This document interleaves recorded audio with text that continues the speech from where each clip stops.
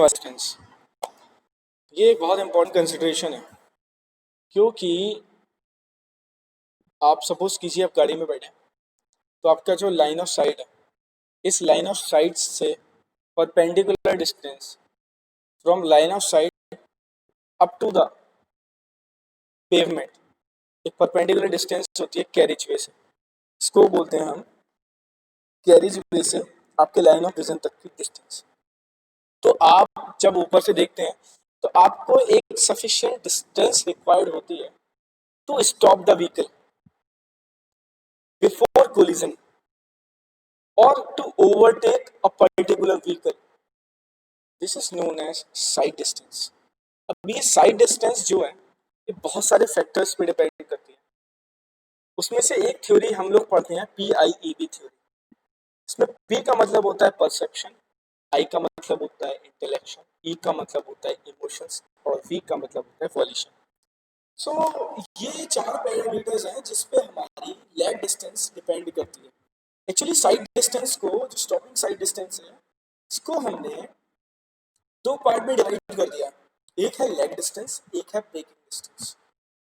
Lag distance वो है कि जब हम किसी व्हीकल को परसेप्ट करते हैं कि भाई कोई व्हीकल आगे से आ रहा है और हम सोचते हैं कि भाई हमको ब्रेक लगाना है, उस पॉइंट से लेके जब हम ब्रेक लगाने वाले होते हैं, जस्ट लगाया नहीं है, जब जस्ट लगाने वाले होते हैं, तो जब सोच लिया लगाना है और जैसे हमने पैर रख दिया ब्रेक पे, तो इसके बीच में जितना भी टाइम हमारा लैप्स होता है ये कहलाता है बेटा लैग डिस्टेंस। इसको बोलते हैं रिएक्शन टाइम। सही है, जितनी डिस्टेंस कवर की इतने टाइम में वो हो गया बेटा लैग डिस्टेंस, और जितना टाइम स्पेंड हुआ इसको बोलते हैं बेटा रिएक्शन टाइम। तो रिएक्शन टाइम हम लोग फाइंड कर सकते हैं PIEV थ्योरी में। इसको बोलते हैं परसेप्शन, इंटेलेक्शन, इमोशंस और वाइलेशन। परसेप्शन में हम लोग क्या करते हैं, किसी भी व्हीकल को परसेप्ट करते हैं कि भाई कोई व्हीकल आगे से आ रहा है। इंटेलेक्शन में क्या करते हैं हम लोग सोचते हैं कि भाई अब हमको ब्रेक लगाना है। इमोशंस में क्या होता है, कई बार ऐसा होता है कि अगर नॉर्मल कंडीशन में ना हो तो सोचने में ज्यादा टाइम लेते हैं या फिर सोचने में बहुत कम टाइम लेते हैं as compare to normal condition. तो इमोशन में कुछ टाइम निकल जाता है। फिर आता है वॉल्यूशन, कभी कभी हमको गुस्सा आ जाता है और उसमें भी हमको थोड़ा बहुत टाइम वेस्ट हो जाता है। ये टोटल टाइम जितना भी वेस्ट हुआ हमारा, इसको बोलते हैं रिएक्शन टाइम। ठीक है, तो ये होता है रिएक्शन टाइम। तो जो हमारी साइड डिस्टेंस है वो रिएक्शन टाइम पे डिपेंड करती है। हमारे व्हीकल की स्पीड कितनी है उस पर डिपेंड करती है। एक चीज आप ध्यान रख दें कि IRC ने जो सजेस्ट किया है रिएक्शन टाइम, ये 2.5 सेकेंड्स होता है। ये आपको ध्यान रखना। OSD के लिए यानी ओवरटेकिंग साइड डिस्टेंस के लिए यही रिएक्शन टाइम हम लोग 2 सेकेंड्स लेते हैं। वाइल जब हम स्टॉपिंग साइड डिस्टेंस कैलकुलेट करते हैं तो यही स्टॉपिंग जो साइड जो रिएक्शन टाइम होता है इसको हम 2.5 सेकेंड्स। तो आपको ध्यान रखना है 2.5 सेकेंड IRC ने सजेस्ट किया है रिएक्शन टाइम।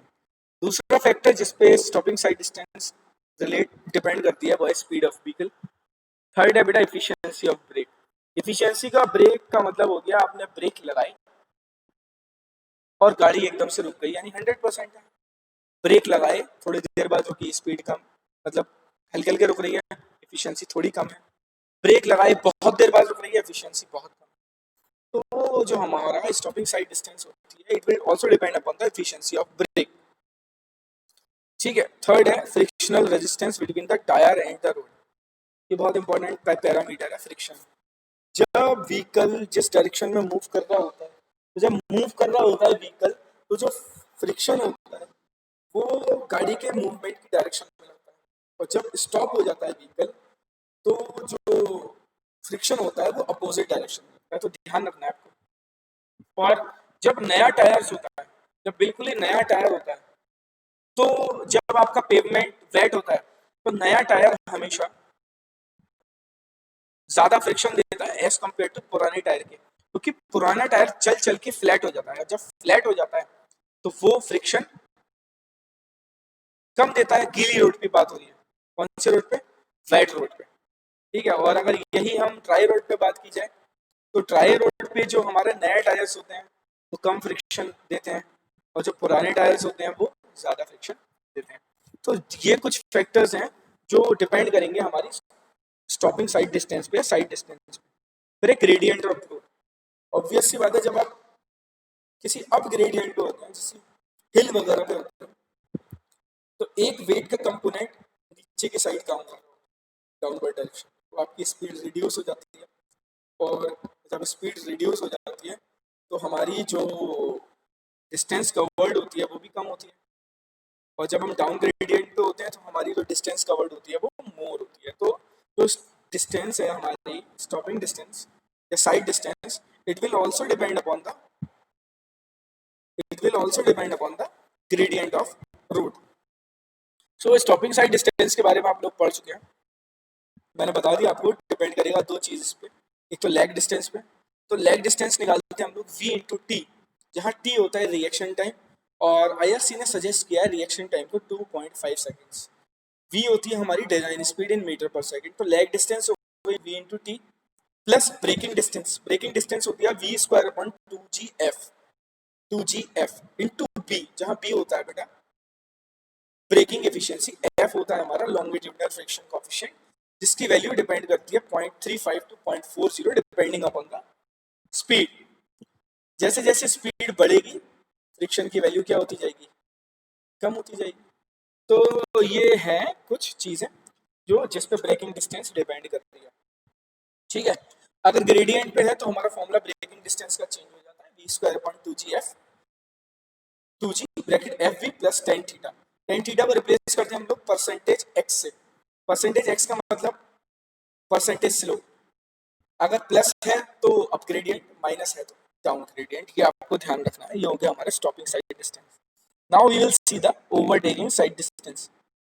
किसी भी व्हीकल को ओवरटेक करने के लिए हमको दो व्हीकल को कीप इन माइंड करना पड़ता है। एक तो जो व्हीकल जिसको हम ओवरटेक कर रहे हैं उसको बोलेंगे ओवरटेकन व्हीकल। एक वो व्हीकल जो अगर टू वे रोड है तो सामने से आ रहा है, उसको बोलेंगे अपोजिंग डायरेक्शन से आने वाला व्हीकल। और जो आपका व्हीकल होगा उसको बोलेंगे ओवरटेकिंग व्हीकल। तो मैं क्या करता हूँ, ओवरटेकिंग साइड डिस्टेंस फाइंड करने के लिए ओवरटेकिंग व्हीकल को 1 नंबर मान लेता हूँ, ओवरटेकन व्हीकल को 2 नंबर मान लेता हूँ, और जो अपोजिट साइड से आ रहा होता है उसको मान लेता हूँ बेटा ओ व्हीकल नंबर 3। तो किसी भी व्हीकल को ओवरटेक करने के लिए सबसे पहले हमको अपनी स्पीड रिड्यूस करनी पड़ती है, और लगभग ओवरटेक जो व्हीकल हम जिस व्हीकल को ओवरटेक करेंगे उस व्हीकल के आसपास हमको अपनी स्पीड को लाना पड़ता है। यह कह सकते हैं बिल्कुल ही ओवरटेकिंग जिस ओवरटेक करेंगे जिस व्हीकल को उसकी स्पीड के लगभग अपनी स्पीड को लाना पड़ता है, फिर हम लोग ओवरटेक करते हैं। ठीक है, तो यहाँ पे ओवरटेकिंग डिस्टेंस को 3 पार्ट में डिवाइड किया गया है, D1, D2 और D3। बेटा D1 डिस्टेंस कवर होती है जब आप अपनी स्पीड को रिड्यूस करते हैं फ्रॉम जो भी आपकी स्पीड होती है उससे उस स्पीड तक जिस हमको ओवरटेक करना है जिस व्हीकल को। तो इसमें जितनी डिस्टेंस कवर हुई इसको बोलते हैं बेटा D1। इसके लिए फॉर्मूला होता है VB इंटू टी, जहां T होता है रिएक्शन टाइम जिसको हम लेते हैं 2 सेकेंड, VB होता है स्पीड ऑफ ओवरटेकन व्हीकल, फिर होता है D2। D2 होता है जब हम ओवरटेक कर लेते हैं, जब हम ओवरटेक कर लेते हैं D2 को हम लोग लेते हैं VB into t plus 2s, जहां S होता है बेटा space headway, centre to centre distance from one vehicle to another vehicle is called space headway. इसकी वैल्यू हम लोग लेते हैं बेटा 2s प्लस 6, जहां 6 होता है बेटा आपका व्हील बेस। ठीक है, ये हो गई हमारी कुछ बातें। तो D2 हो गया बेटा 2s प्लस 6। D3 लेंगे हम लोग बेटा V इंटू टी, जहां V क्या होगा design speed of vehicle from opposite side, और T क्या होगा बेटा अंडर रूट 4s अपॉन ए, जहां S स्पेस हेडवे और A क्या होगा बेटा एक्सेलरेशन। ठीक है, तो इन तीनों डिस्टेंसेस को जब हम जोड़ देते हैं तो हमको ओवरटेकिंग साइड डिस्टेंस मिल जाती है।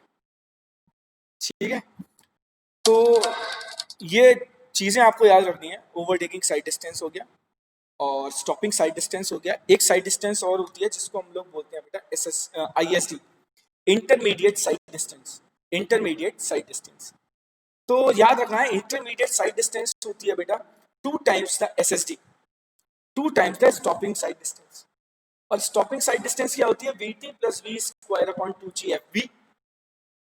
अगर वन वे रोड है तो क्या करेंगे भाई, वन वे रोड है तो SSD रहेगा, टू वे रोड है तो एक तो आपकी स्टॉपिंग डिस्टेंस चाहिए होगी, एक सामने से जो व्हीकल आ रहा होगा उसको चाहिए होगी स्टॉपिंग डिस्टेंस। तो टोटल स्टॉपिंग डिस्टेंस कितना हो गया? 2 इंटू SSD या SSD1 प्लस SSD2। SSD1 आपको और SSD2 जो सामने से व्हीकल आ रहा होगा उसको जितनी डिस्टेंस चाहिए होगी रोकने के लिए दोनों को ऐड कर देंगे तो total stopping sight distance two way road के लिए हो जाएगी SSD1 प्लस SSD2। अगर दोनों व्हीकल सेम स्पीड पे हैं तो two SSD। Intermediate sight distance क्या हो जाएगी? 2 into SSD। Overtaking sight distance होती है D1 plus D2 plus D3। मैंने तीनों के बारे में बता दिया आपको।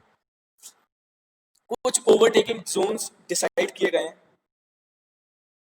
जहां पे सफिशिएंट ओवरटेकिंग डिस्टेंस प्रोवाइड नहीं होती, तो वहां पे हम लोग ओवरटेकिंग जोन्स प्रोवाइड करते हैं। तो minimum length of overtaking zone होती है 3 इंटू OSD और डिजायरेबल जो होती है वो होती है बेटा 5 इंटू OSD। ये दोनों क्वेश्चन पूछे गए हैं एग्जाम्स में, तो आपको याद रखना है। आज के लिए इतना ही। In the next class we will start the horizontal alignment या हॉरिजॉन्टल कर्व्स। Thank you.